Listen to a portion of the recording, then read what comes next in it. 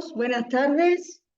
Antes de nada, gracias por estar junto a nosotros, bien en directo, bien en diferido, en esta tarde de extremo calor. Quiero expresar nuestro agradecimiento a la Escuela de Letras de la UPEX por contar con el Plan Regional de Fomento a la Lectura de la Dirección de Bibliotecas, Archivos y Patrimonio de la Consejería de Cultura, Turismo, Jóvenes y Deporte. Como institución, pues sabemos de la importancia de nuestra labor a llevar la cultura a todas las personas, de todas las edades y condiciones, para fomentar la lectura, que es una acción muy importante, pues para cada uno de nosotros, como individuos de una sociedad abierta, plural, y para ello contamos con esas personas que hacen, en primer lugar, que este hecho se produzca, los escritores. Y cómo no, los nuestros, los escritores extremeños que tanto potencial derrochan. Dejadme que comience con una lectura de algo que me llamó mucho la atención, me puso los pelos de punta. Si perteneciera a este paisaje, plegado entre los valles que la concentran, la voz de algún pariente me reconocería y volvería a hablar conmigo. Yo me sentiría un ser prolongado, asumido entre su especie, pero nunca he habitado este lugar. Mi paso por aquí ni es más que un espejismo. Esto que acabáis de escuchar es un fragmento del poema Ciudad del Hombre, de un gran, entre otras cosas, escritor al que conocí hace unos meses leyéndole e investigando un poco sobre su vida. Alex Chico. Alex, muy buenas tardes. Buenas Es un tardes, encantado. auténtico placer tenerte aquí, un honor poder charlar contigo, llevarte a todas estas personas que nos escuchan, que nos ven. Gracias por haber aceptado, entre tanto ajetreo diario que tienes, el pasar un rato con todos nosotros, dándonos a conocer tanto de ti como de tu obra. Si te parece, voy a hacer un breve Gracias. resumen de todo lo que tiene que ver contigo, con tu vida, con tu trayectoria, ¿te parece? Sí, perfecto. Pues mira, Alex Chico nació en Plasencia en 1980. Eres licenciado, ¿verdad?, en Filología Hispánica y DEA en Ujú, Literatura Española, es decir, doctor en ujú. Literatura Española. Además, has publicado las novelas de ensayo ficción Los nombres impares en 2021, Los cuerpos partidos 2019, Un final para Benjamín Walter en 2017. Has sido finalista del Premio Europeo de Ensayo Filosófico Benjamín Walter en 2018 y Un hombre espera en 2015. El libro de entrevistas Vivir enfrente 2018, el cuaderno de notas 65 momentos en la vida de un escritor de postdatas 2016 y los libros de poemas Habitación en W 2014. Un lugar para nadie 2013, Dimensión de la frontera 2011 y La tristeza del eco en 2008. Además de las plaquettes, que son, para quien no lo sepa, publicaciones de tamaño pequeño que se utilizan para difundir obras literarias de corta extensión, como escritura. Nuevo, Alzando de la ruina y las esquinas del mar. Tu último libro, Alex, es Barcelona, Mapa Infinito en 2023, que es un ensayo sobre la ciudad en la que resides. En 2016, la editorial chilena Underground publicó Espacio en Blanco, una antología que reúne parte de tu obra poética desde el 2008 hasta 2014. En 2021, la Galería Luis Burgos y la colección, eh, eh, no me acuerdo Lunfa. cómo se llama exactamente. Recoge ahí una breve antología, ¿verdad?, de poemas en un diálogo con la obra del pintor Javier Balda. En 2018 obtuviste la beca de escritura Montserrat Roig y en 2020 fuiste seleccionado entre los 10 mejores narradores menores de 40 años en el programa 10 de 30, organizado por la Agencia Española de Cooperación Internacional para el Desarrollo. Tus poemas han aparecido en varias publicaciones: Turia, Espiral, Cuaderno Ático, Suroeste, Litoral, Estación Poesía, Librújula o Paralelo Sur, entre otras. Y en diferentes antologías: España Hoy, Una mirada desde la poesía, Ulrica Editores, Bogotá, Punto de partida, Jóvenes Poetas en España, Universidad Autónoma de México, Matriz desposeída, Últimas voces de la poesía extremeña, El Brocense, todo es poesía en Granada, de la editora Brújula, Antología de poesía joven, 12 nuevos poetas, revista Alga, Piedra de Toque, editorial regional de Extremadura. Además, ha ejercido la crítica literaria en diversos medios como Ínsula, Cuaderno Hispanoamericano, Nayagua, El Cuaderno, Escodra, Revista de Letras, Clarín, La Directa, La Vaca Multicolor o Ex Libris. Fuiste además cofundador de la revista de Humanidades Kafka y en la actualidad ejerces de profesor en un instituto en el Prat, en Barcelona, y eres coordinador de la revista Quimera, ¿verdad? Sí, justo. Sinceramente, de verdad, Alex, yo cuando vi todo lo que has hecho hasta ahora, me sentí, mira, yo soy bajita, pero es que me sentí todavía más bajita, más chiquitita. Pero de verdad, gracias a todo lo que he leído, de lo que has escrito, tanto de poesía, de novela, las entrevistas, el ensayo sobre Barcelona, he crecido. Porque ya se sabe que la lectura hace crecer a las personas, por eso mismo, ¿verdad? Ujú. Imagino, Alex, que antes de ser escritor fuiste lector. ¿Desde cuándo sentiste la magia de los libros? ¿Que te llamaba algún escritor o escritora preferido, alguno que te hizo decantarte por la escritura? Bueno, mira, en primer lugar, Miriam, muchísimas gracias. Muchísimas gracias al programa por la invitación. Muchísimas gracias, Miriam, por la introducción, por tu amabilidad, por tu generosidad. Me ha hecho mucha ilusión que comiences todo el currículum, que parece más de lo que realmente es, y no lo digo con ninguna falsa humildad, sino que a veces leído y puesto por escrito y por largo parece que sea mucho más de lo que realmente es. Tampoco es para tanto. Y no lo digo por ninguna captatio benevolentia ni por quedar bien. Pero bueno, en todo caso, me ha gustado mucho que comiences por el poema.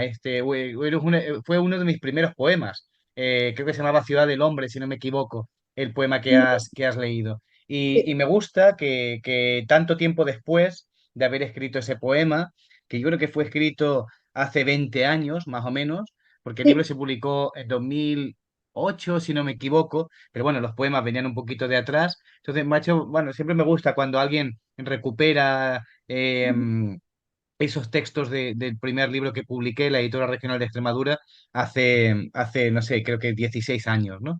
En fin, tu pregunta, Miriam, de la lectura, evidentemente, yo suelo decir mucho que la escritura es una consecuencia radical de la lectura, es como el último peldaño en un proceso lector.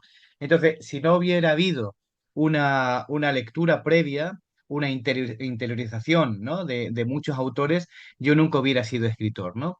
En condiciones normales, esta pregunta, pues, si me lo habrías hecho en otro momento, te hubiera dicho que hay varios autores que son fundamentales y te hubiera dicho varios nombres, ¿no? Sebald, Modiano, en fin, pero como la actualidad manda y mi corazón manda más aún, te diría que el más importante para mí fue Paul Auster.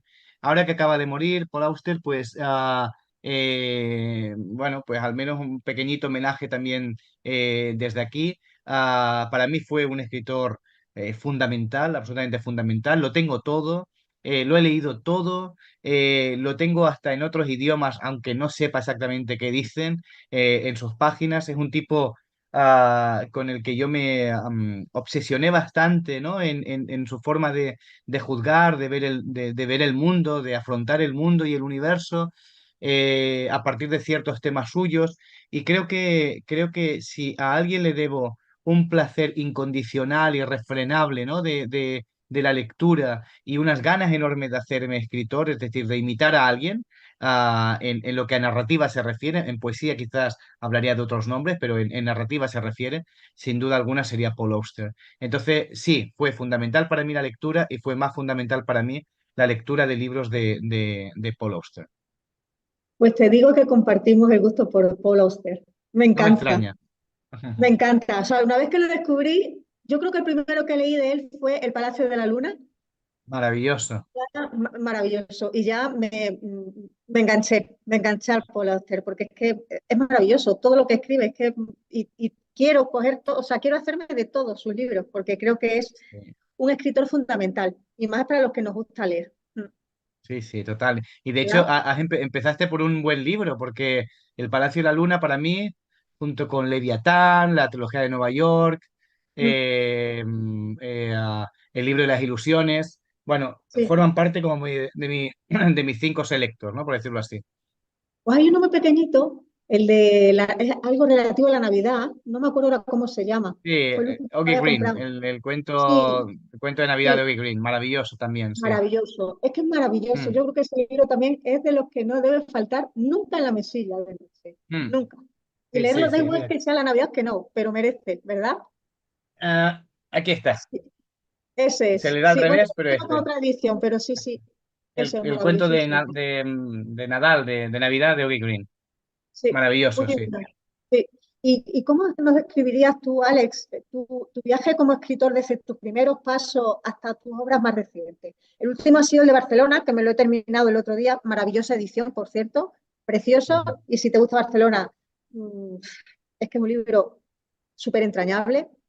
Me ha Guay, parecido un libro maravilloso. gracias. Pues, cómo se empezó la andadura? Pues un poco eso, la necesidad de poner en práctica lo que tú habías leído previamente, ¿no? De hacer tú lo mismo que estabas leyendo, ¿no? En otros autores, ¿no? ¿Por qué más? Porque yo creo que encontré en la escritura, en la lectura primero y la escritura después, una forma de explicar determinadas esferas de mi vida, ¿no? De mi realidad, de mis relaciones, que el hecho de verbalizarlas me ayudaban a entenderlas un poco más, no a solucionarlas, evidentemente que no, porque un libro Ujú, posiblemente no te solucione la vida, pero sí al menos te ayuda a entenderla y entenderla tal vez sea un primer paso para tratar de solucionarlo si es que hay algún conflicto. Am, por ejemplo, el tema de sentirme desubicado, el tema de sentirme un poco desarraigado, no perteneciendo a ningún grupo, ni a ningún lugar, ni pues todo eso, por ejemplo, la lectura de libros como sobre el tema del lugar, del espacio, como los de Álvaro Valverde, por ejemplo, etcétera, a mí me sirvieron para ubicar también mejor mi propio entorno, ¿no? Entonces, yo creo que desde entonces ese intento un poco por desentrañar algún tipo de esfera oculta en mi vida, ¿no? La escritura de alguna forma me ha permitido verbalizar todo eso, ¿no? Y creo que ese es un poco la motivación básica que yo seguía a la hora de escribir y que creo que he mantenido durante el tiempo, solo que con el tiempo pues vas acumulando más temas, más lugares, más espacios, más asuntos, más problemas, formas distintas, técnicas diferentes, pero en realidad, al final, esas primeras obsesiones que te surgen cuando comienzas a escribir, en mi caso, tipo, no sé, con 15 16 años, no tengo ni idea, 17, pues lo que he hecho después ha sido de alguna forma intentar desarrollar esas primeras obsesiones adolescentes que tenía, ¿no? ujú. Claro, es que cuando lees tu obra, pues, da igual que sea poesía, que sea las entrevistas que me he leído que me han parecido fascinantes, de verdad. O Ujú. sea, digo, una persona tan joven, es que parece que has vivido no sé cuántas vidas, Alex. Yo de verdad, yo que te iba leyendo y digo, madre mía, pero me daba igual la novela, la poesía, las entrevistas, lo del libro de viajes de Barcelona, que es que, yo decía, pero bueno, digo que yo no sé, esta persona que tiene 44 años, ¿cómo ha podido escribir tantísimo y de esa forma, que, con esa madurez? Porque, pero ya desde tus primeros poemas, yo creo que es así, ¿verdad? De todas formas, tu Gracias. manera, tu formación en filología hispánica, en literatura española, ¿tú crees que ha influido en tu forma de escribir? No lo sé. Yo diría que sí, porque todo al final, toda experiencia en la vida de una persona de alguna manera influye, ¿no? También en lo que escribe, en cómo se relaciona y demás. Mi vida ha pasado por una carrera, en este caso filología hispánica, estudios superiores de literatura. Todo eso influye, pues influye en la medida de que forma parte de mi propia vida. Ahora bien, o dicho de otra manera, si no hubiera pasado por Salamanca a estudiar filología hispánica, seguramente seguiría escribiendo, sí, pero escribiría de otra forma, escribiría de otra manera y tal vez me interesarían otro tipo de temas o de ambientes, pero de la misma manera que te puedo decir que si yo no hubiera nacido en Plasencia y si hubiera nacido, pues no sé, en Asturias o en, no sé, en Gijón, pues posiblemente a lo mejor mis temas serían diferentes o mi forma de tratar esos temas serían distintos. Am, la influencia que ha ejercido que ha ejercido, digamos, otras cosas, ¿no? El cambio de lugar, vivir en un sitio, luego en otro, esa especie de lectura compulsiva de diferentes autores, yo creo que eso sí que me ha influido mucho más que la academia, por decirlo así, mucho más que la Ajá. filología. Lo que sí que es cierto es que la filología hispánica, el hecho de estudiar filología hispánica, me ha permitido acceder a determinados autores que creo que no los hubiera conocido, o me hubiera costado un poquito más conocerlos por mi cuenta, y más de la tradición española, ¿no? Porque Claro. me parece también interesante que analicemos un poco nuestra propia tradición. No, no estoy hablando de ninguna cuestión chauvinista, no estoy hablando de ninguna cuestión nacional, simplemente digo que a veces, incluso en tu propia lengua, estás compartiendo, ya digo, idioma con un autor que puede ser una joya. O dicho de otra manera, yo nunca hubiera accedido a las obras de Torres Naharro, un dramaturgo del siglo de oro, si no hubiera estudiado filología hispánica. Quiero decir que hay un montón de hallazgos, muchos hallazgos, que sí que se los debo a filología hispánica y que entiendo yo que su mirada pues ha influido de alguna forma también en lo que he escrito, ¿no? Pero algo como más coyuntural, por decirlo así, que esencial, ¿no? Ya, ya, ya, ya. No, muy interesante. Yo supongo que, claro, igual que nos pasa cuando estamos leyendo, ¿verdad? Que muchas veces Ujú, tú vas a escribir o vas conociendo autores según vas leyendo a otros autores. O a mí por lo menos me pasa. ujú, ujú. Vas conociendo autores porque estás leyendo a otros autores y dices, bueno, pues voy a probar y después resulta, oye, pues me ha gustado. Pero a lo mejor no hubiese descubierto a ese autor si no hubiese leído a este otro autor, ¿no? ¿Y nos podrías Totalmente. contar un poco tu proceso creativo, algún ritual a la hora de enfrentarte a ese espacio en blanco, alguna manía, alguna hora preferida para escribir? Ujú. Mira, a ver, por partes, es decir, la escritura de poesía tiene un ritmo diferente, la escritura de narrativa, de novela, para mí tiene unos quehaceres, unas rutinas distintas. Eh, La poesía, por ejemplo, siempre ha sido algo muy benjaminiano, ¿no? Muy de aura, ¿no? Muy de una especie de aquí y ahora, ¿no? Es decir, a lo mejor estoy leyendo tal poema y la influencia que ejerce sobre mí es tal que me hace escribir también en el margen de ese libro que estoy leyendo, o garabatear un poco algún poema. Estoy viendo, leyendo un paisaje o una escena o un momento que me interesa tanto, que me llena tanto, que me interpela tanto que a lo mejor eso, lo escribo, lo garabateo con lápiz en algún sitio y luego ya pues lo paso a ordenador, que también es un proceso de reescritura, etcétera, ¿no? Y esto ocurre de una manera, en la poesía me refiero, muy aleatoria, muy caprichosa. Momentos en donde a lo mejor soy muy prolífico y en un mes he escrito, no sé, 4 o 5 poemas o así, y temporadas en donde a lo mejor el último poema que escribí fue hace 2 años o 3, no tengo ni idea, ¿no? Eso es lo que respecta a la poesía. En lo que respecta a narrativa, y por narrativa también incluyo, pues eso, ensayo, novela, artículos en las revistas, etcétera, dedico muchísimo tiempo a la documentación, ¿vale? Es decir, por ejemplo, en narrativa, en la novela, le dedico muchísimo tiempo a la documentación, entre otras cosas porque es un momento, un proceso que me gusta mucho, ¿no? Es decir, ir tomando notas para ver si algo que yo he anotado se puede disgregar, se puede bifurcar hacia otros lugares que te llevan a su vez a... Es un poco lo que decías tú antes, Miriam, ¿no? Es decir, un autor que te lleva a otro autor, pues con la documentación me sucede a veces un poco esto, ¿no? Que muchas veces encuentro con que una historia nace, pero se bifurca de muchas maneras diferentes. Entonces, eso en la documentación me suele ocurrir, ¿no? Y de hecho es un poco lo que a veces define o justifica si yo quiero escribir esa novela o no, ¿no? Entonces, puedo estar a lo mejor 2 años, por decir algo, documentándome,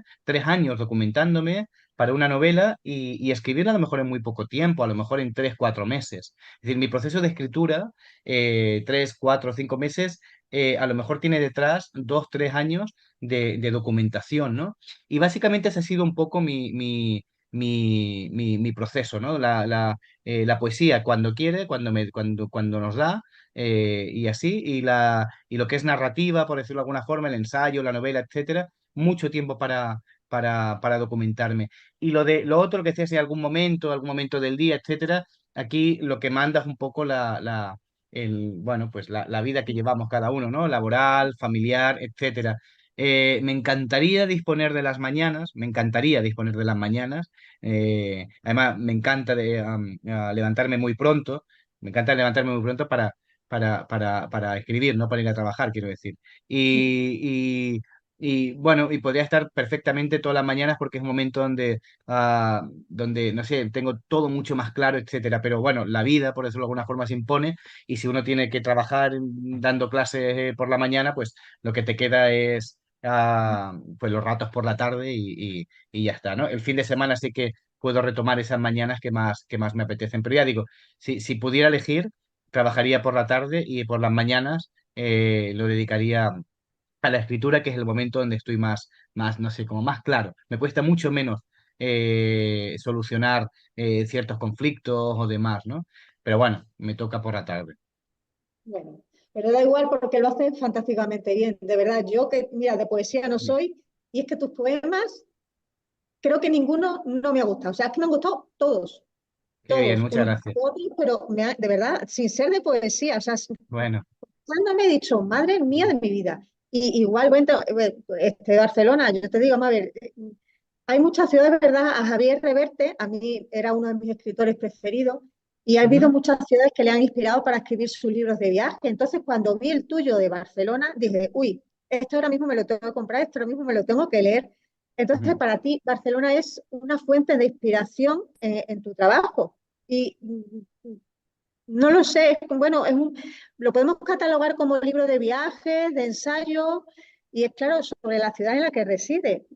¿Qué te llevó a inicialmente estar en esa ciudad, residir en esa ciudad y a explorar este tema en particular, este libro de viajes? Bueno, a ver, yo nací en Plasencia en el año 80, pero mis padres vivían o sea, mis padres vivían en Barcelona, pero me tuvieron en Plasencia, ¿sí? Ajá, A los pocos días nos volvimos a Barcelona, o nos fuimos a Barcelona, ¿sí? En el año 89 más o menos nos volvimos, mis padres y yo, a Plasencia, ¿sí? Es decir, de mi primera infancia, del 80 al 89, la pasé en Barcelona. Eso para mí tuvo mucha ah, influencia, me marcó mucho, ¿no?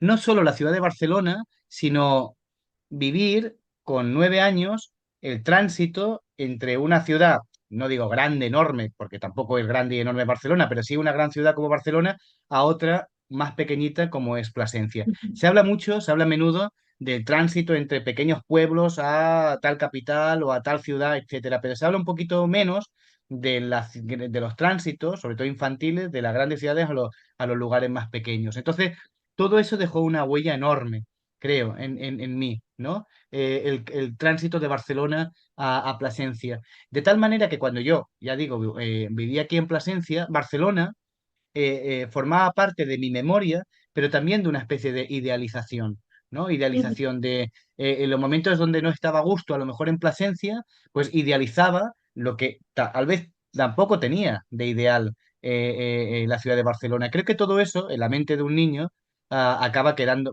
se me acabó quedando de alguna forma, ¿no? El convertir a la ciudad no solamente en un lugar, sino en un estado de ánimo, ¿vale? Eso es un poco lo que yo entendí, que las ciudades son estados de ánimo, ¿no? Y eso es lo que me transmitió de alguna forma Barcelona, ¿no? Quizás la otra ciudad que me lo transmite es Plasencia. Y como mucho, mucho, mucho Granada, ¿vale? Pero Plasencia y Barcelona serían mis dos ciudades un poco que marcan mi estado de ánimo, ¿no?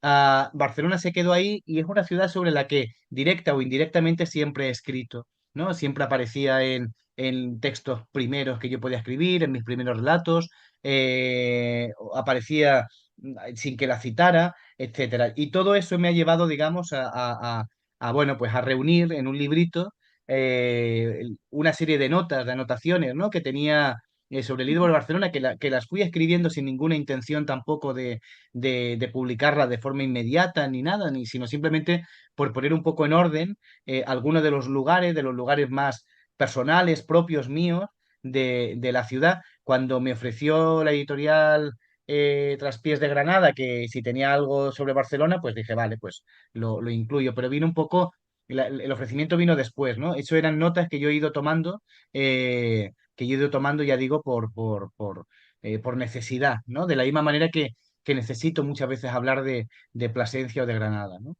Ujú.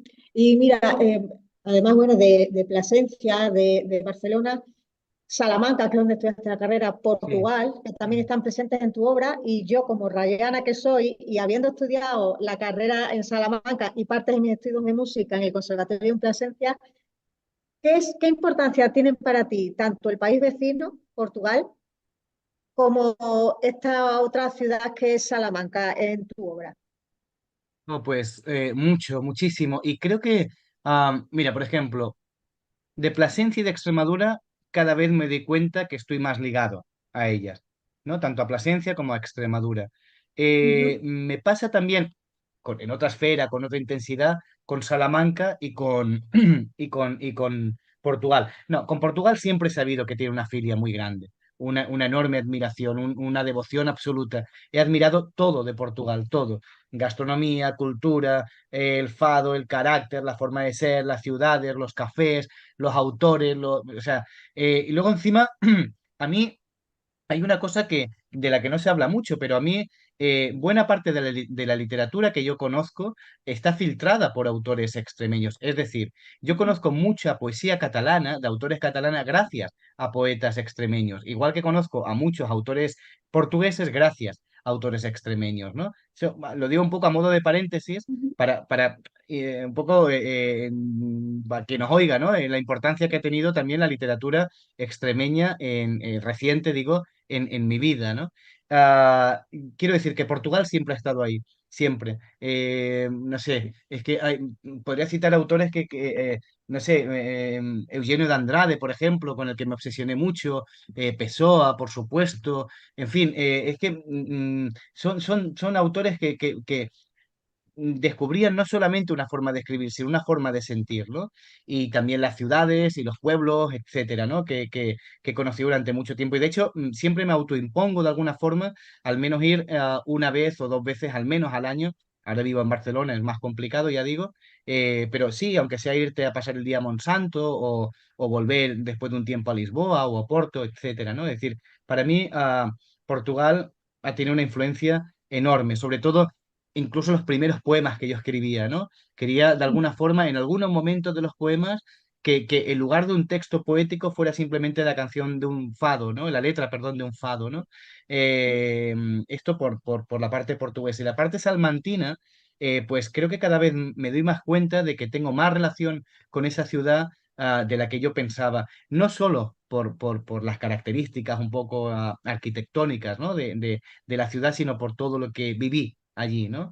Época universitaria, mm, tránsitos, em, am, no sé, por un lado lo académico, por otro lado lo emocional.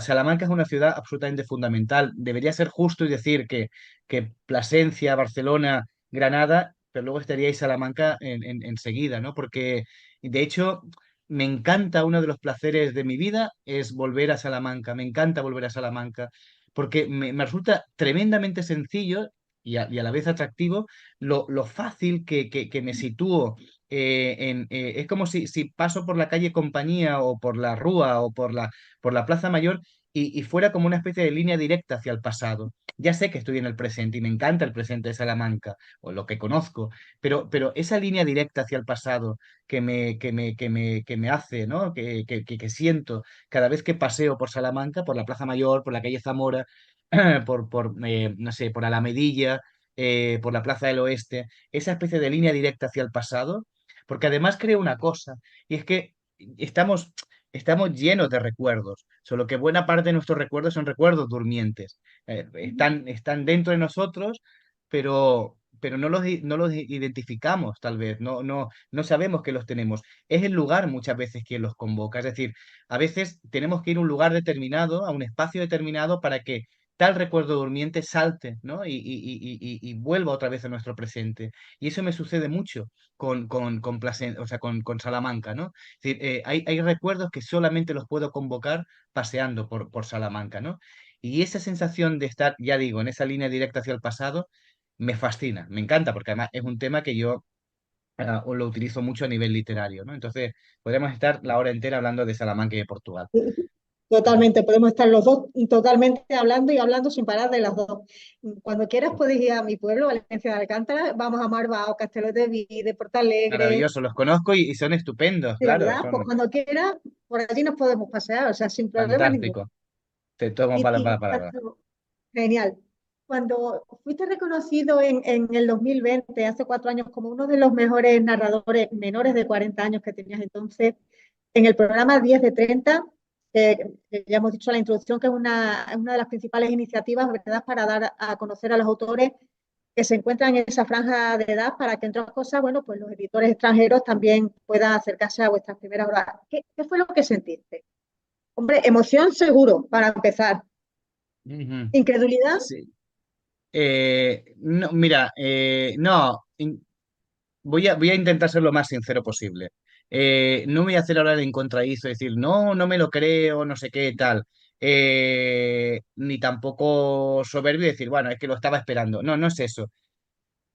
Yo no he ganado apenas premios. Sí que he obtenido algún premio, alguna mención, alguna ayuda, alguna beca, alguno que fuera, pero nunca he sido, tampoco, bueno, no me presentaba mucho o tampoco he sido un poco vago tal vez para estas cosas, ¿no? Entonces, como no he tenido tampoco gran experiencia, ¿no? De recibir galardones, etcétera.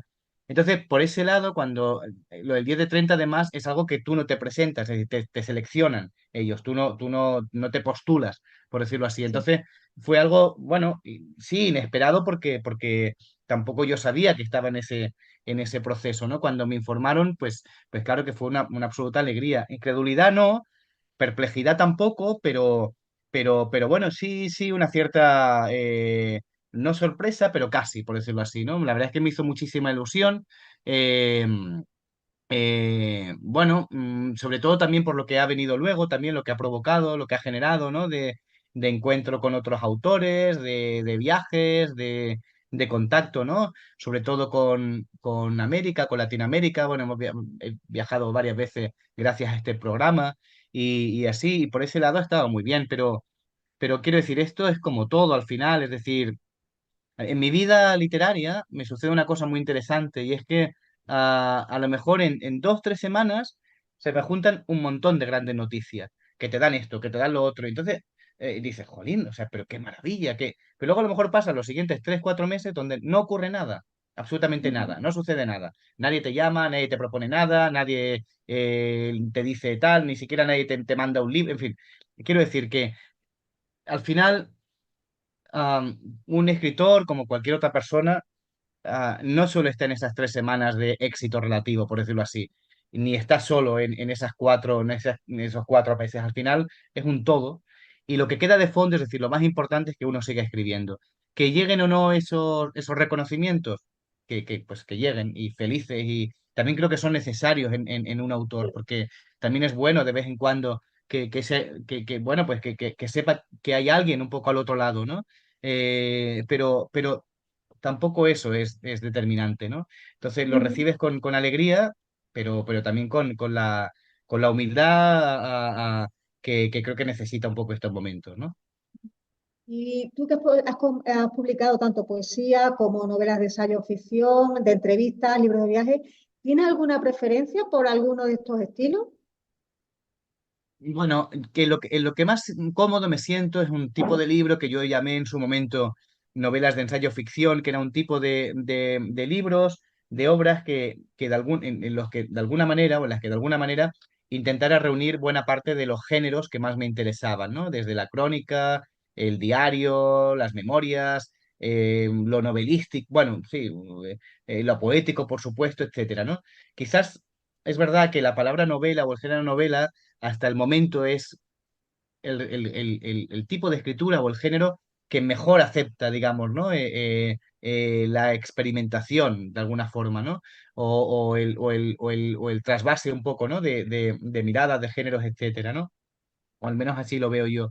Y me siento muy cómodo, me gusta mucho tanto como lector como escritor, digamos. Me gusta mucho ese tipo de libro híbrido, de libro un poco fronterizo, que alguien lo puede juzgar como unas memorias, otro como un libro de prosa poética, otro como, no sé, una novela, etcétera, ¿no? Quizás es el que más me siento cómodo, ¿no? Tanto en esa visión lectora como escritora, ¿no? Aunque también he de decir una cosa también muy importante, y es que para mí, vamos, y es que por mucha novela que yo pueda escribir, si yo no hubiera leído o empezado a leer poesía, si yo no hubiera comenzado a escribir poesía, mis libros hubieran sido completamente distintos. No digo los de poesía, evidentemente, sino las novelas. Es decir, yo no es que tenga ¿cómo decir? Un estilo poético. Sí que puedo tenerlo en algún momento, es decir, pero no hablo solamente de ese estilo, que me haya influido en ese estilo, sino que la poesía me ha enseñado a mirar ciertas cosas, a observar ciertas cosas, ¿no? Y creo que sin esa lectura compulsiva de poesía, sin ese comienzo con la poesía, hubiera escrito completamente distintas mis obras de narrativa. No solo ya digo en el estilo, sino que me hubiera enfocado en otras cosas, ¿no? La poesía, por buscar un titular, me enseñó a mirar, ¿no? Es que, claro, la poesía es uno de las mejores cosas que tiene, yo creo que es eso, que te enseña a mirar con otros ojos, ¿verdad? O por lo menos yo Sí, lo sí. estoy descubriendo así, porque nunca ha sido, ya te digo que a mí la poesía me ha costado, sin embargo, ahora, en este trabajo, estoy leyendo bastante poesía y me está ayudando mucho y a abrir los ojos y a abrirte a Ujú, otros mundos que a lo mejor de otra forma no te ibas a internar en ellos, ¿verdad? Entonces, bueno, ujú, ujú. y, y al ser tú responsable del proceso editorial en una revista, en este caso de la revista de Humanidades Kafka, eres director de la revista Quimera, ¿cómo ha Sí. contribuido esa experiencia en tu visión del mundo literario? Porque imagino, Bueno, claro, pues que no tiene nada que ver esa experiencia con la de escritor e incluso con la de lector, ¿verdad? mira, es interesante. Creo que España no creo que sea un país especialmente agradecido con las personas que desempeñan dos, tres cargos a la vez, sobre todo si son escritores. Es decir, si un editor, además de ser editor, es poeta, o si mejor dicho, si un poeta, además de ser poeta, es editor, siempre va a primar una de esas dos facetas, ¿vale? Le van a ver como un editor y nunca como un escritor. Le van a ver siempre como un director de tal revista, pero no como un poeta, ¿no? Se diga o no, España es un país bastante injusto en ese sentido, ¿no? Es verdad que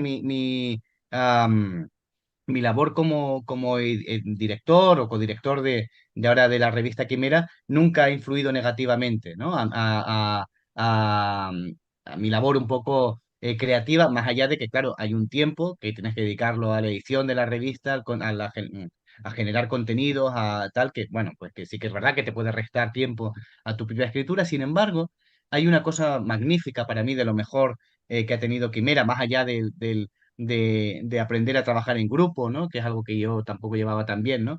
Eh, Hay una cosa fantástica para mí de Quimera que me ha aportado mucho y es que he estado en contacto con la literatura actual, ¿no? Es decir, y creo que eso se lo leí una vez a un autor, a Jorge Carrión, decía que, bueno, si tú no lees, venía a decir algo así como, si tú no lees a tus contemporáneos, no esperes tampoco que tus contemporáneos te lean a ti, ¿no?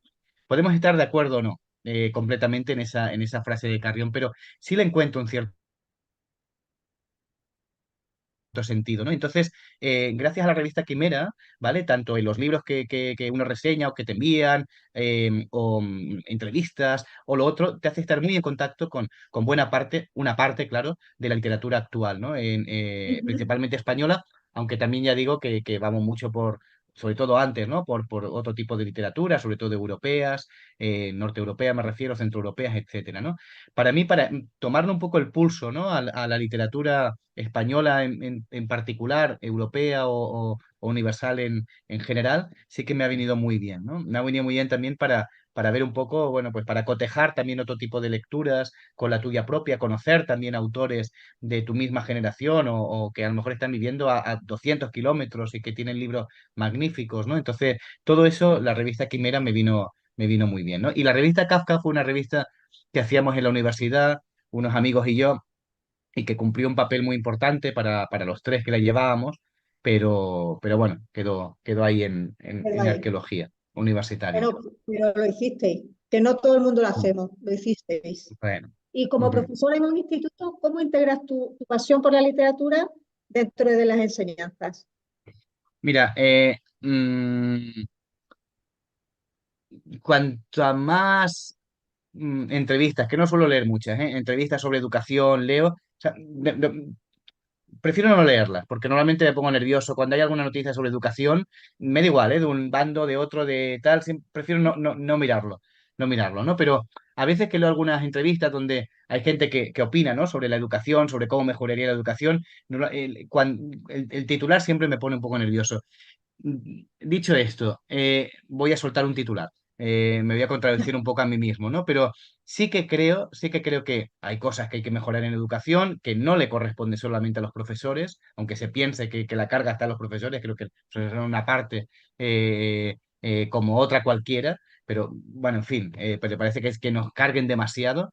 Pero sí que es cierto que hay una parte del profesor que sí que valoro mucho, un poco al hilo de tu, para responderte un poco, ¿no? Y es intentar que los alumnos, porque eso lo he hablado mucho con los alumnos, a veces me dicen, mira, al final lo que uno me dicen, ¿no? Ellos, los chicos que tengo, las chicas que tengo en clase, cuando notamos si uno es bueno o mal profesor, se le nota en el entusiasmo, ¿no? En el entusiasmo por la materia.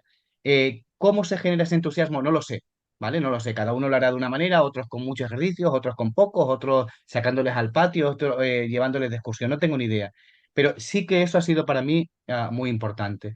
Intentarle transmitir entusiasmo por la literatura, por la literatura. Y además, mm, con la premisa de que yo no enseño literatura, sino yo transmito, intento transmitir ese contenido literario, ¿no?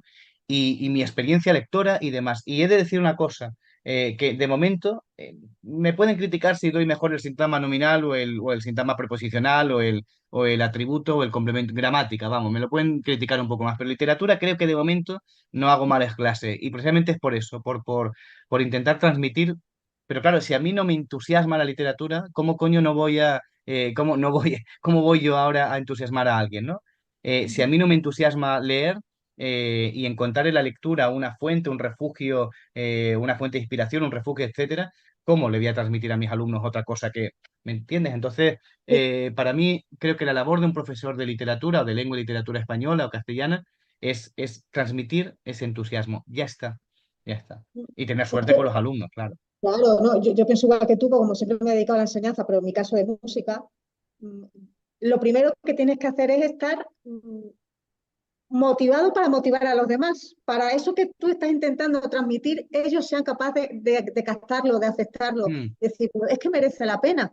Es que la música en este caso, en mi caso, merece la pena. Sí, claro, lo voy a estudiar, pero primero tengo que estar motivado para aprender o captar aquello que me quieren transmitir, creo yo, y creo que es lo mismo que tú nos acabas de decir, ¿verdad? Sí, bueno, eso por la parte que le toca al profesor, ¿no? Pero luego ya Sí, sabes que sí, depende del claro, grupo, depende de alumnos, depende de hay horas, muchas cosas. depende de los padres, depende de Sí. dirección, depende de gente que te da lecciones sin haber pisado un aula, etcétera, etcétera, Sí, etcétera, ¿no? sí, sí, totalmente.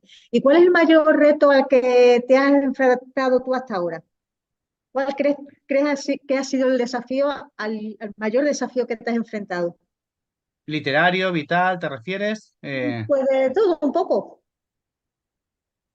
Pues no lo sé, Miriam. Eh, podría caer un poco en el tópico de decir que desde hace año y medio tengo una hija y que es un reto, no sé qué, algo que te trastoca absolutamente todo y que, pero, pero bueno, no sabría decirte, la verdad, no sabría decir, mm, yo creo que, o sea, como decía Sergio Gaspar, un poeta que fue editor de una editorial llamada DVD, él tenía un verso que decía vivimos todo, pero contamos solo sus fragmentos, decía él, ¿no? Vivimos todo, pero contamos sus fragmentos. Yo creo que al final, más que de grandes retos, yo creo que mi vida ha estado hecha un poco de eslabones, ¿no? Con determinados retos, decisiones, etcétera, que van conformando un poco esa cadena, ¿no? Por decirlo de alguna forma. Pero momentos trascendentales, retos enormes que hayan de alguna forma, sí que identifico en buena parte de mi vida algunos momentos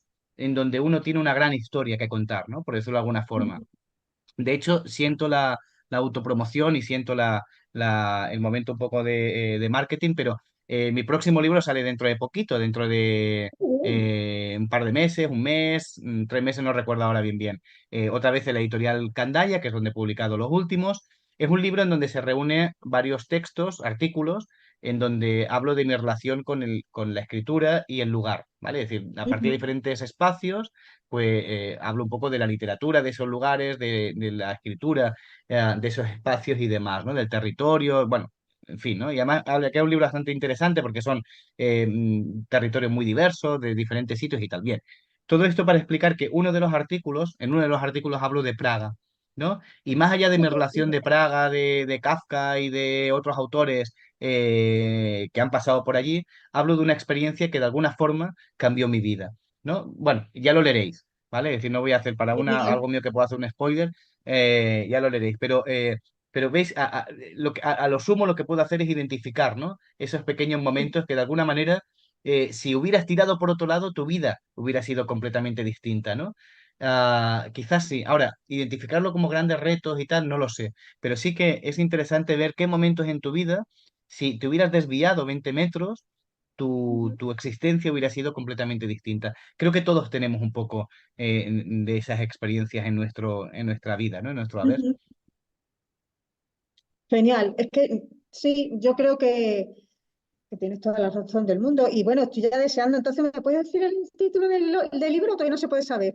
Sí, no, no, en absoluto. El libro se llama Geografía escrita y tiene Ajá. un subtítulo que es Viajes reales por lugares imaginarios. Ah, Son, qué creo que bien. en torno a 30 y pocos textos, que son ensayos, que son son como memorias, crónicas de viaje, que están unidos por la relación de estos espacios con la escritura, ¿vale? Pues yo qué sé, pues Plasencia, La Vera, por citar dos lugares extremeños, Granada, Blanes, Salamanca, en España, no sé si recuerdo alguna más, Granada, sí.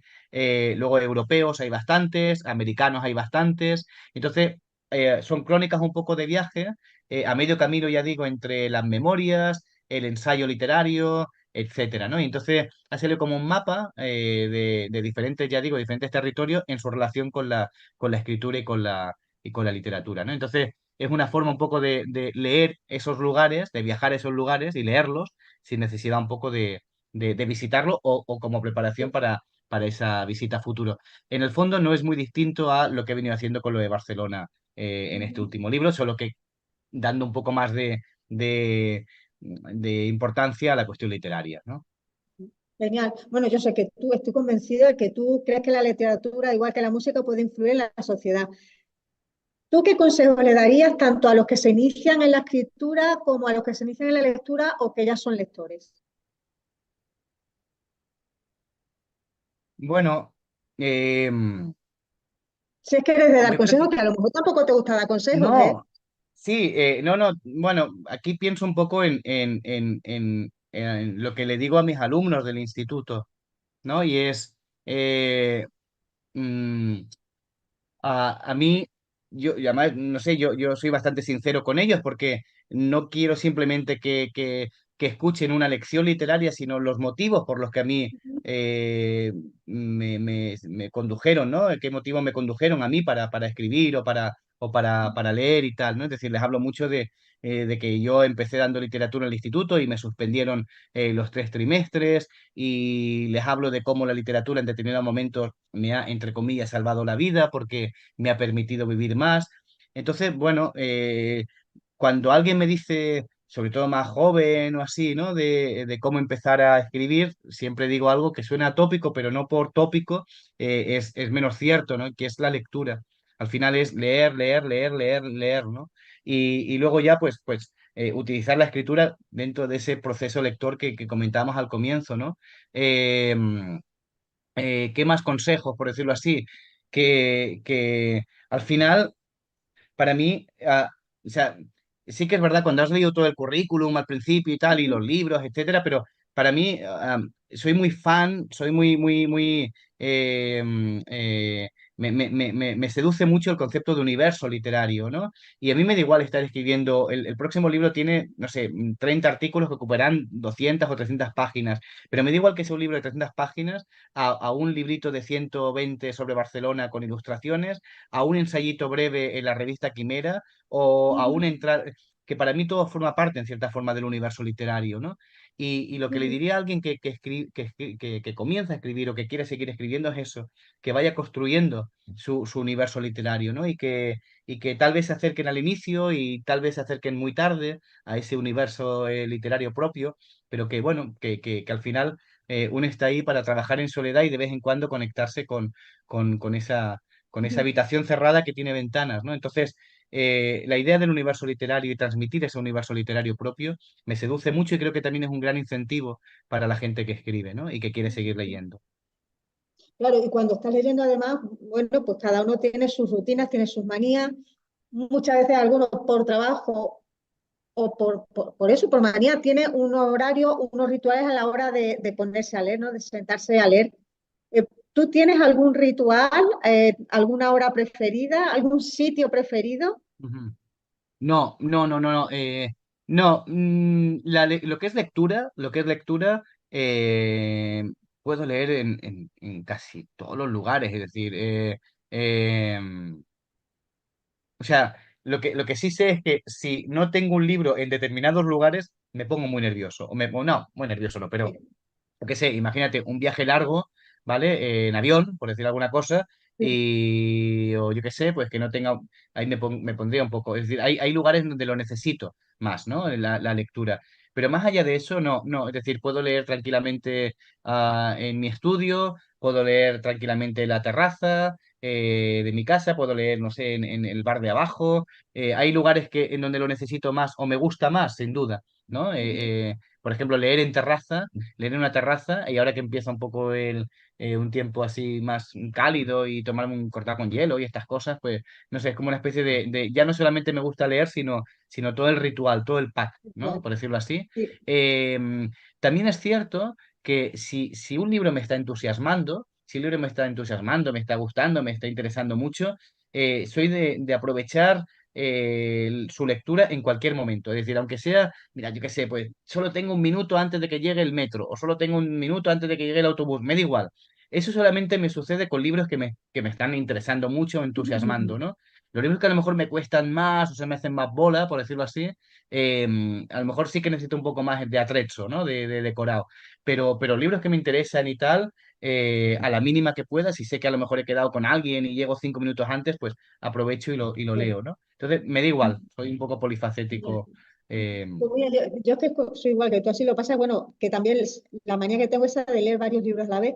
Y uno de los libros que me he empezado a leer cuando estaba leyendo, he terminado el de Barcelona y me estaba leyendo también el de los nombres impares, puede ser, se llamaba el tuyo, que sí, también eso me recordaba muchísimo a la literatura hispanoamericana. O sea, sí, me ha parecido es que me estaba llevando, pero continuamente, digo, ¿cómo es posible que un chico tan joven y español me esté llevando continuamente a este tipo de literatura? Bueno, pues te voy a qué bien. recomendar un libro que además es un contratenor, no, bueno, es músico. Yo supongo que lo conocerás, Ramón Gener. Ujú. Pues Ramón Gener sacó ahora su primera novela, los otros libros que tiene son buenísimos y estoy enganchadísima. O sea, si tienes ocasión, Historia de un piano. Mm, Vale. Ujú. creo que te va a gustar. Es un libro que Bueno, pues creo que tomo sí, nota, te lo fenomenal. recomiendo. Yo es uno de los que estoy ahora que me tiene enganchada. Es uno de los que estoy Estupendo, devorándolo. El poco tiempo que tengo, digo, uy, lo quiero leer, uy, que tengo que leerlo. Así que te lo fantástico. recomiendo. Y además él es de Barcelona, o sea que, Ah, mira, mira, pues, sí, él es de fantástico. Barcelona. así que tenés ahí la conexión, tú vives ahí, él normalmente también. Y Qué con la bien. inteligencia artificial, Alex, ¿qué piensas tú de la inteligencia artificial en vosotros los escritores? ¿Qué, os puede repercutir negativamente? Evidentemente, claro. Es decir, cualquier tipo de suplantación es como una especie de plagio gratuito, ¿no? En cierta forma. Es decir, si antes nos espantaba descubrir que Lucía Echeverría había plagiado unos versos de Antonio Colinas, que eso pasó hace, no sé, 20 años tal vez, y nos parecía, imagínate imagínate ahora con una inteligencia artificial, es decir, que alguien, bueno, pues a mí me parece abominable. También es verdad que no estoy tan en contacto como otros autores, ¿no? Que a lo mejor sí que están un poco investigando por ahí, por ese terreno, no lo sé, no lo sé. Lo que sí que creo es que una inteligencia artificial lo que nunca va a hacer es equivocarse. Siempre va a dar la mejor versión o la versión que se le pide o se le exige. Un ser humano sí puede equivocarse y puede equivocarse también a la hora de escribir. Mostrar ese error productivo, como decía Kathleen Rain, ese error productivo en la propia obra es el único bote salvavidas que juzgo yo para prevenirnos de esa inteligencia artificial. Es decir, nuestra no sé, salvación es precisamente nuestra condición de seres imperfectos. Nuestra forma de que no nos plagien es seguir cometiendo errores y que esos errores, de alguna forma, también se traduzcan, no sé de qué manera, yo tengo mis métodos, otros tendrán los suyos, se traduzcan también o aparezcan o se reflejen en la propia literatura de uno. Es la única manera de distinguir entre lo que es humano y lo que es solamente una cuestión no sé, plástica o me refiero a plástica, me refiero superficial, ¿no? Sí, sí, sí, sí. Y más allá de eso, me produce un poco de pavor, la verdad.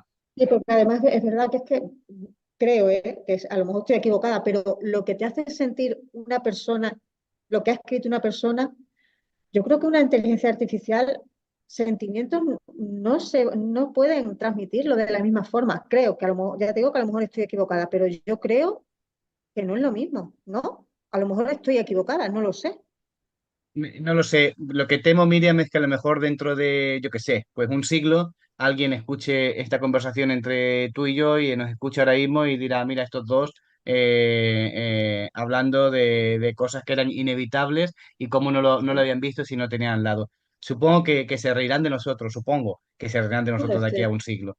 Pero bueno, uno no elige el momento histórico, ni social, no sé, ni sentimental, ¿no? Que le ha tocado vivir y el nuestro precisamente es eso, es pensar que los sentimientos, las emociones, los errores aún nos pueden salvar. Eso es un poco a lo mejor lo último que Sí, podemos decir los habitantes de lo que antes se conoció como una vieja Europa, ¿no?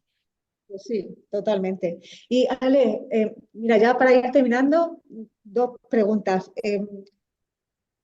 ¿Tú qué recuerdos tienes de las bibliotecas, de las librerías en las diferentes etapas de tu vida? Bueno, a bibliotecas.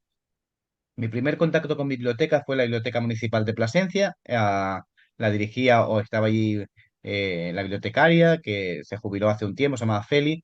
Y el placer de hacerme el carnet de biblioteca y de ir sellando o firmando, no recuerdo bien, lo que hacíamos y tal, los libros que uno iba pillando y tal, eso me gustaba mucho. Era como entrar a un templo, ¿no? Era como decir, hostia, tengo todo esto a mi alcance y si algo no me gusta me puedo ir a la estantería de al lado. Y si esa balda no me gusta, me puedo ir a otra. Sin embargo, he de decir que para mí, más que la biblioteca, el impacto lector que me produjo, perdón, las librerías fue todavía mayor. ¿No? Es decir, no lo sé, mire, no sé por qué motivo, no sé, eh, pero sí que recuerdo que yo me considero un lector tardío, ¿no? Es decir, lector tardío me refiero hasta que no cumplí en torno a 15, 16 años, sobre todo 16, no leía apenas, o no leía mucho, o leía cosas muy puntuales, sobre todo de videoconsolas y de fútbol, que es un poco No lo lo puedo que yo más o creer. menos leía hasta los 16 años, sí. Bueno, y a los 16 con una especie de 15, 16, con una especie de crisis existencial muy grande, y gracias también a alguien cercano, por cierto, a la escuela ahí en Extremadura, que se llama Javier Morales, gracias y bueno, pues a esos consejos, llegué un poco a la lectura, ¿no? Y esa lectura la consumí directamente ya en librerías. Sobre todo una colección que a mí me cambió. Antes que hablamos un poco de esos retos y tal, ¿no? Pues que creo que de alguna forma marcaron un punto de inflexión en mi vida. Es una colección de la editorial Alianza Editorial que se llamaba Alianza 100. Eran unos volúmenes muy pequeñitos de libros que costaban 100 pesetas, 100 pesetas, y entonces nada, pues ahí tenías una colección enorme de autores, tanto españoles como universales, como... Y cayó en mis manos un pequeño libro de Jean-Paul Sartre que se llamaba La infancia de un jefe, y, y, y me resultó alucinante cómo podía identificarme tanto con ese autor, ¿no? Con lo que decía ese personaje, con lo que las emociones, sentimientos, etcétera, ¿no? Como me entusiasmó tanto, fui a consumir, a comprar más libros de Alianza 100, ¿no? Y entonces eso me introdujo en las librerías, ¿no? Entonces, eh, creo que me pilló en un verano en Granada, recuerdo una librería que se llamaba Urbano, que ya cerró porque creo que el dueño se piró con el dinero, si no me equivoco. Bueno, librerías en Salamanca, por supuesto, librerías en Plasencia, tanto el Quijote en su momento como ahora eh, o la Puerta de Tannhausen, en fin. Y aquí en Barcelona, pues tengo dos o tres, bueno, especialmente dos que son como entrar en casa, ¿sabes? Es decir, Ujú. ahora, por ejemplo, yo que sé, el otro día, ¿no? Fui a la Central, a una librería que se llama La Central aquí en Sí, Barcelona, sí, el saber que viene, que la librera viene, te atiende y te dice, sí, Alex, este te interesará seguro porque este libro cuando lo leí pensé no sé qué tal. Voy a otra, Taifa, aquí en mi barrio, en Gracia, y también lo mismo. Sí, pensamos, esa especie de camaradería, de empatía, eso es lo que nunca podrá hacer Amazon, ¿no? Lo sí, que nunca total. podrá hacer Amazon, ¿no? Totalmente, yo también soy de esa opinión. Además, me gustan las librerías de barrio, las librerías en los pueblos. La Puerta de Anhauser, por ejemplo, ahí en Cáceres. Hay otra muy pequeñita, no sé si la conoces, tinta y papel o alguna cosa así que está especializada, es muy chiquitita, una Claro, madre totalmente, y sí, solo sí. tienen libros, están especializados en libros con ilustraciones, si no, no lo tienen. Ujú.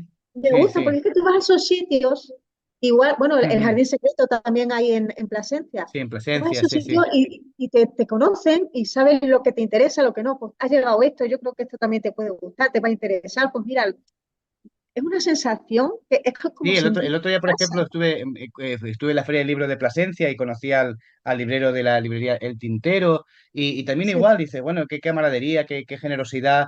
Y ya digo, aquí en Barcelona tengo estas dos a las que voy con una cierta frecuencia y ese estar en casa, ya sí, digo, eso es algo no sé, hay como, son como lugares en donde, dicho de forma muy pomposa, muy ñoña, muy kiss, muy estúpida, si quieres, pero creo que también justo decirlo, es como donde piensas que no te va a suceder nada malo, ¿no? Donde bueno, por sí, muy complicado que te haya sido el día, por muy complejo que hayan sido ciertas decisiones que no sabes tomar, por muy agotado que estés, por muy enfadado que hayas venido, en esos espacios de alguna forma justifican un poco por qué estás en este mundo, ¿no? sí, Y saber identificar cuáles son un poco los mástiles un poco de barco, ¿no? En medio sí, de tanta tempestad, pues es muy gratificante, ¿no? Es decir, joder, sí. entro a un museo y me siento tranquilo, voy al cine y me siento tranquilo, voy a una librería y me apacigua. Joder, eso es muy, muy Es que interesante, ¿no? se para el tiempo, o sea, es que paras el tiempo. Tú Ujú. entras en la librería, estás a gusto y se ha parado. Y es lo que tú dices, da igual que hayas tenido un mal día, que estés agobiado. No, es que ahí se ha parado y estás, no, es como una sensación de protección, pero una Sí, protección buena, ¿no? Es una sensación tan especial sí, sí, que sí, pocas cosas te totalmente. la dan, ¿verdad? Yo creo que sí, que yo pienso como tú en esto. Y mira, la última pregunta que te voy a hacer, porque ya estamos ahí, el tiempo apremia, ya no puede ser más de una hora. Em, los haikus, a mí me encantan los haikus, me gusta mucho la literatura oriental. ¿En algún momento has escrito algún haiku o vas a escribirlos? ¿Te atreverías? Mira, te voy a decir una cosa, una mala noticia, Miriam. Con los haikus me sucedió un poco como con los microrelatos. Yo sé que son dos géneros y tradiciones completamente distintas. Una es milenaria, otra es relativamente reciente. sí, Sí que es cierto que durante buena parte de mi lectura, sobre todo en Salamanca, cuando estudiaba allí, había en Salamanca, sí, sobre todo en Salamanca, que bueno, pon año 2000 por decir algo, año 98, 2000, hubo como una especie de efusión, de fiebre del haiku que me hizo, no sé, me hizo rechazarlo en cierta forma, ¿no? Y sí que, ah, sí que, igual que con el microrelato, ¿no? Es decir, me interesó en su momento, me gustó, pero parecía que todo el mundo tenía que escribir microrelato sí, y no sé por qué, entiéndeme, ¿eh? Pero me hizo cogerle un poco manía. de tirria, de rechazo y así, ¿no? Entonces no he sido un gran lector de haikus, en ese sentido. He leído en su momento, por supuesto, admiro autores como Basho, por decir algo, porque son autores que te enseñan a mirar y esta cosa tan de la naturaleza y de lo mínimo, pero a la vez tan sugerente y tan universal, en tan poco extensión, espacio, etcétera. Eso me interesa mucho, ¿no? Pero no puedo hablar tampoco demasiado. Sí que es verdad que uno de mis poemas favoritos es un poema, un haiku no infantil, no sé en qué libro está, es de un poeta actual que se llama Jesús Aguado. Jesús Aguado tiene algún libro de haikus Sí, por ahí y él tiene un haiku que me gusta mucho. Él decía, además está basado en una experiencia personal. Él vivía, bueno, creo que esto era cuando vivía en la India, estaba viendo a una rana que intentaba salir del agua mientras en una especie de escalera o algo así, ¿no? Eh, entonces no podía, intentaba saltar, pero no llegaba, ¿no? Y se parecía que se fuera a ahogar, ¿no? Entonces recuerdo que de ahí, eso nos explicaba Jesús Aguado, y nació un haiku que me gusta mucho. Decía algo así como que, dice, salta, ranita, el escalón es alto, pero no existe.